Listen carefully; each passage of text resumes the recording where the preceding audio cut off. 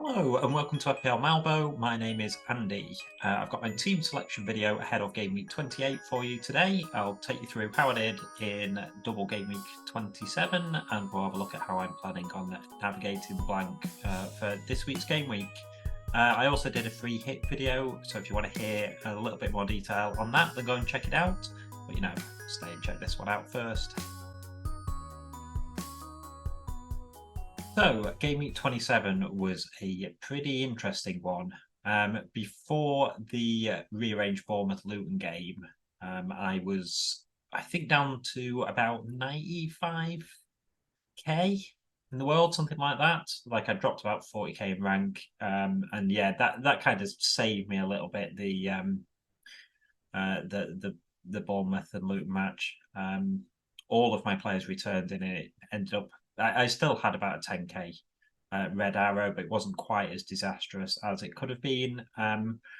Take through the team. So Dubravka started in goal. That Newcastle defence is Newcastle just seem to want the next season. I think David Raya, until I wildcard, David Raya is just going to start every match for me. This week he was unavailable because of playing his parent club, but yeah, every other week he's going in there. I don't trust the Newcastle defence at the minute.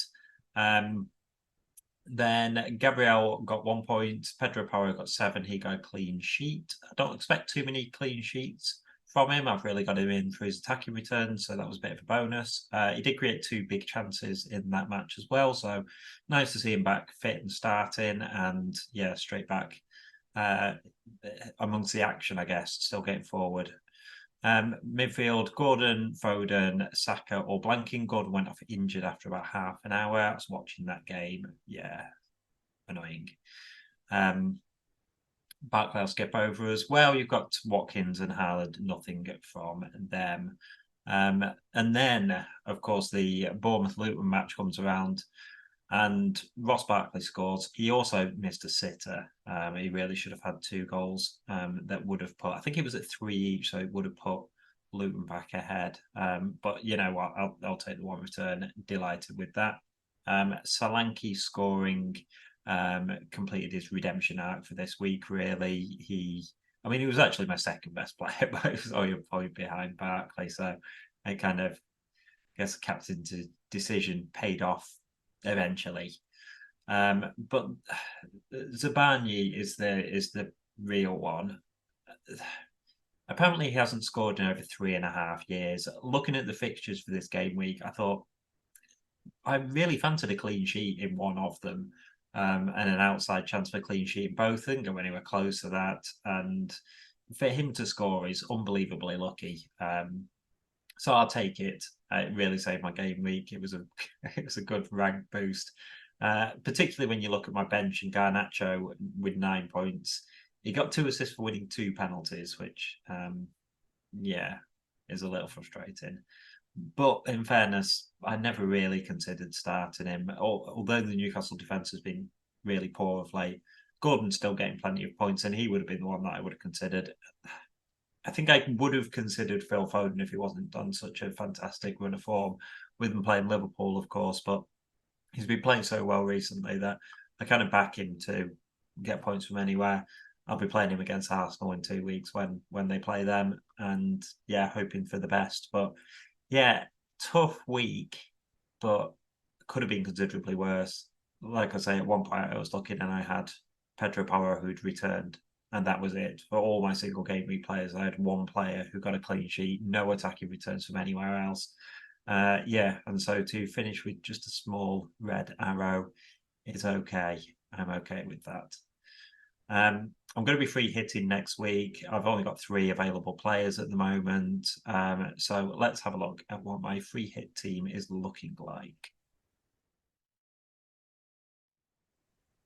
So, like I said earlier, I've done a full free hit video. Go and check that out if you want me to hear me talk through the team in a lot more detail. I'm just going to scan over some of the options that I'm considering and changes that I have actually already made to it.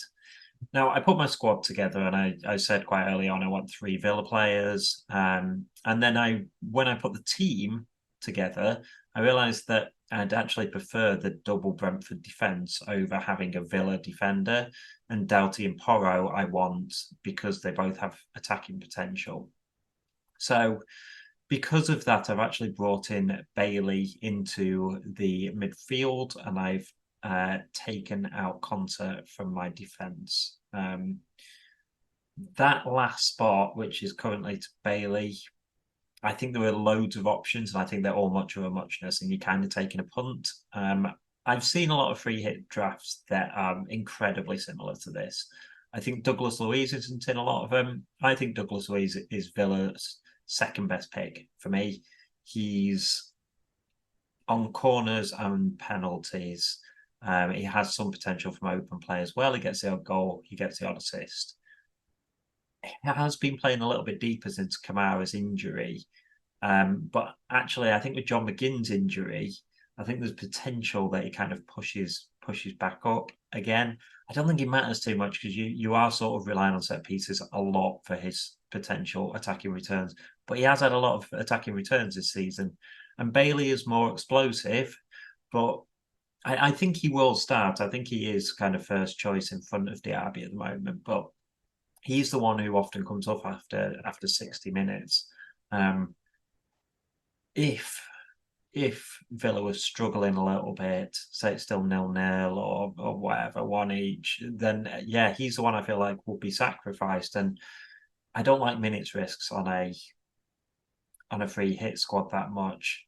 So it's difficult. I put Bailey in because I've told myself that I want 3 Villa because Villa are the best, one of the best teams in the game week. Well, them and Spurs really, but I think there is an argument to say you've got West Ham attackers. You could easily go for Kudos or Paquetá instead and double up with Bowen.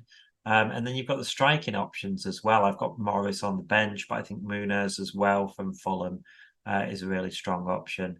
So yeah, that Bailey spot is the one that I'm not sure about, I guess. I think Douglas Luiz will definitely be in there. I think he's a better option than Bailey. Yeah, and the other ones are set in stone. Like there is no way anyone of Son, Maddison, Bowen, Watkins, or Tony are going anywhere out of my team. I will say, apparently Tony went off with an injury, so I am waiting to hear a little update with that. It didn't sound like it was going to be serious, and he's so talismanic for them. I think if he's 90% fit, he'll start. I think it will more be a case that he could come off early if the game's wrapped up, but even then, I'm not sure. And of course, we've got the international break afterwards, so I don't know. I kind of get the feeling that they'll probably play him and he'll probably be fine, and it was precautionary. But yeah, one to keep an eye on. And then the only other thing that I'm considering is Regulon instead of Roslav. Just literally swapping my Brentford fullbacks. Apparently, Thomas Frank said in his press conference that that Regulon was fit and would be considered. And yeah, I think he's a better attacking option. I'll be annoyed though if I bring him in and he's benched, because I'm tripled up on Brentford, so it's not even as if I could put Roslav on the bench and have him sort of auto sub in, and I could see Regulon coming on anyway if he didn't start. So I have to decide on that one. But the fact that Thomas Frank said that he is fit, I do think he's a better option if they both start. He's just more attacking. So yeah, I may make that swap as well. And then yeah, the Bailey one, not sure. Honestly, I think you can make arguments however you want, but I think it's just a gut feeling thing. I think there's a lot of options there that are much of a muchness. None of them are fantastic, but none of them are terrible. So yeah, a little bit of thinking to do before tomorrow's deadline. But at the moment, this is what the team looks like. Captaincies on Son. Watkins or Bowen or Tony are all good options as vice captain, but the captaincy staying on Son for me. Yeah, away from home, but the Spurs team is so attacking and score plenty of goals. Son's talismanic for him. He's on penalties. I can't justify going anywhere else, I think. Well, that's it for my team selection video ahead of Game Week 28. If you've enjoyed it, you found it useful, then please give it a like and consider subscribing to the channel. But I'll leave it there for now. Thanks for watching. I'll see you on another video.